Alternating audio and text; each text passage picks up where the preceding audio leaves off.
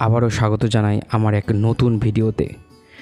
আজ আমি আপনাদের এমন এক নতুন জায়গায় নিয়ে যাব যেখানে ভগবান শ্রীরামের দুই পুত্র লব এবং কুশের জন্ম হয়েছিল, যেখানেই মাতা সীতা থাকতেন। কলকাতার একদম কাছেই আজ আমি আপনাদের নিয়ে যাব বাল্মীকি মুনির তপবন, যেখানে বসেই রামায়ণ লেখা হয়েছিল। তো চলুন শুরু করা যাক আজকের আমার এই ভিডিওটি।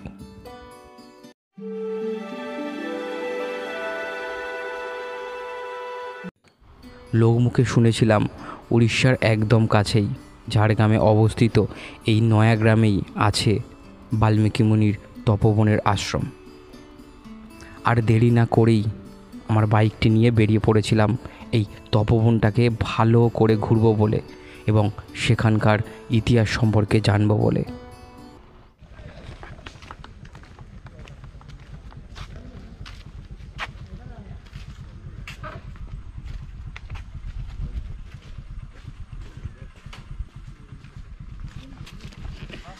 অবশেষে চলে আসলাম সেই ঐতিহাসিক জায়গা যেখানে রামায়ণ লেখা হয়েছিল। মানে এই জিনিসটা ভাবলেই যে গায়ে কাঁটা দিয়ে উঠছে। আমি পুরো জায়গাটাই ঘুরিয়ে ঘুরিয়ে দেখাচ্ছি আর চেষ্টা করছি যে এখানকার সব কিছুর ইতিহাসটা বলতে। এই সেই জায়গা যেখানে ছোট্ট লব এবং কুশ অশ্বমেধের ঘোড়াটিকে বেঁধে রেখেছিল। এমন শান্ত স্নিগ্ধ পরিবেশে আসা মাত্রই গায়ে কেমন যেন কাঁটা দিয়ে উঠল। আর গায়ে কাঁটা দেবে না বা কেন? আমি এমন এক জায়গায় দাঁড়িয়ে আছি যেখানে মা সীতা থাকতেন দুই ছোট্ট ছোট্ট রাজকুমার লব এবং কুশ।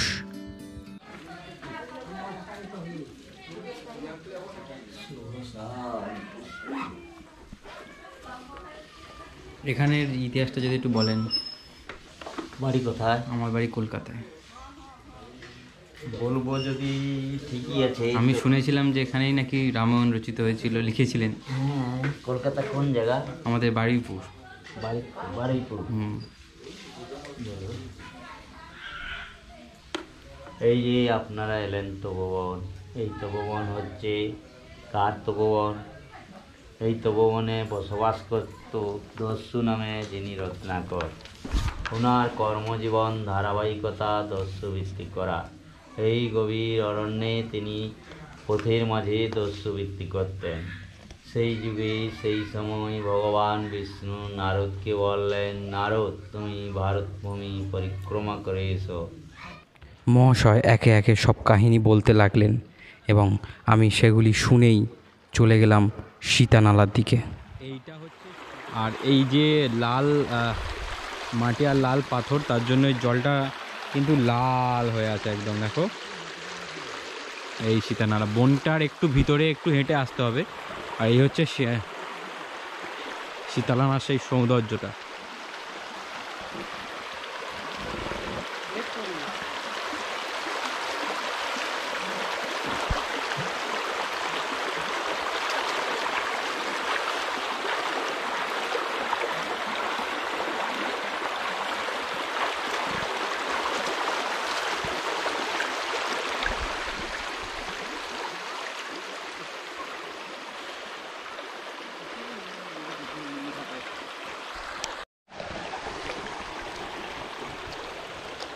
জলটা খুব সুন্দর ঠান্ডা।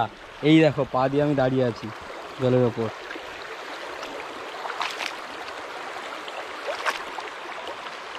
জলটা ওই দিক থেকে আসছে, এসে ওই দিকে যাচ্ছে। মানে ভাবা যায় যেখানে লব কুশের জন্ম, যেখানে রামায়ণের রচনা হয়েছে, যেখানে রামায়ণ লেখা হয়েছে, সেই বাল্মীকির তপবনের আশ্রমে এইভাবে এখন দাঁড়িয়ে আছি। মানে আমাদের পশ্চিমবঙ্গে এমন একটা জায়গা আছে, সত্যি মানে ভাবলে কাঁটা দেয়। কি সুন্দর ঠান্ডা জলটা। এই পারে একটা জায়গা আছে যেখান থেকে পার হয়ে এই উপরে ওঠা যায়। এই উপর থেকে উপরে কেমন কিছু নেই, শুধু জঙ্গল আছে, আর উপর থেকে এটা মানে ভালো করে দেখা যায়। তো চাইলেই এখান থেকে উঠে ওপরে চলে যেতে পারবে। আমি যাচ্ছি না এই কারণে, কারণ আমার কাছে অনেক ব্যাগ ট্যাগ আছে, আর এই এত ভারী নিয়ে উপরে ওঠা একটু অসুবিধাজনক, তো আমি যাচ্ছি না। তো এখানে এলে অবশ্যই ওপরে উঠে একবার দেখে আসতে পারেন। এই হলো কুয়ো, কতটা গভীর তাও জানি না, তবে ভিতরে কিন্তু জল জমে আছে কুয়োতে।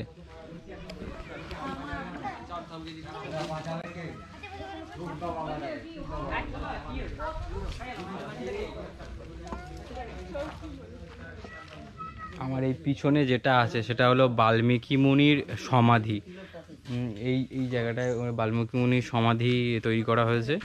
এখানে একটা মানে আমাদের দেবাদিদেব মহাদেব স্বয়ং বসে আছেন, একটা ছোট্ট মতো ঘর করা হয়েছে। আর মাঝখানে যে এটা দেওয়া হয়েছে, এখানে একজন বাবা বসে থাকেন, উনি আর কি সব কিছুরই মানে এখানকার ইতিহাসটা উনি বলে শোনান।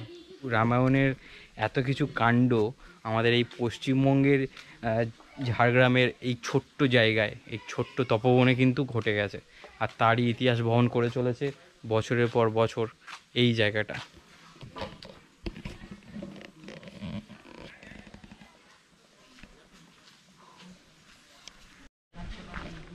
এখান থেকে ঢুকেই এই ডান দিকে এইদিকে চলে গেলে যে মেন যে জায়গা দেখার তপবনে সেটা এখানে পড়বে, আর ওই পাশে চলে গেলে সীতানালা। আর এখান থেকে এই পারের দিকে গেলে এই পাশে একটা ড্যাম পড়বে, সেই ড্যামটার দিকে এখন যাচ্ছি এবং দেখাচ্ছি কি ড্যাম, আমিও দেখিনি। ওখানে একজন থাকেন, উনি বললেন যে এখানে এইদিকে একটা ড্যাম পড়বে, তো চলো দেখি কি ড্যাম পড়ে। আর আমার বাইক ওইখানে পার্ক করা আছে। তো এই হলো সেই বাঁধটা যেটার কথা উনি বলছিলেন।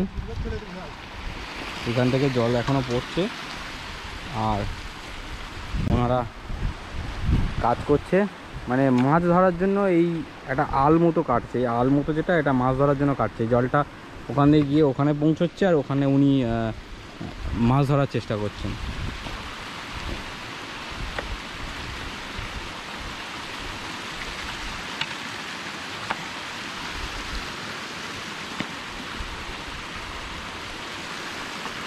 এইখান থেকে জলটা এভাবে আসছে।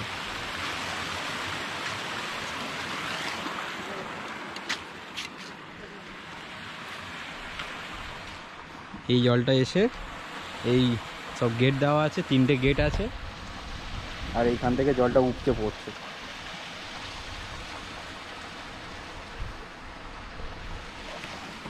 চলো, তো তাহলে বাঁধটাও দেখা হয়ে গেল। বেশ সুন্দর জায়গা, শান্তশিষ্ট একদম, মানে শহরের কোলাহল থেকে অনেক অনেক দূর। তাহলে এবারে বাড়ি যাওয়া যাক। আর কিছু দেখার মধ্যে এখানে নেই, শুধু আছে ইতিহাস আর আছে প্রকৃতি। অতীব সুন্দর, স্নিগ্ধ, এত শান্ত এই জায়গাটি আমার তো দারুণ লেগেছে। আপনাদের কেমন লাগলো তা জানাতে একদমই ভুলবেন না। আর এমন ভিডিও দেখার জন্য আমার চ্যানেলটি অবশ্যই সাবস্ক্রাইব করে দিন।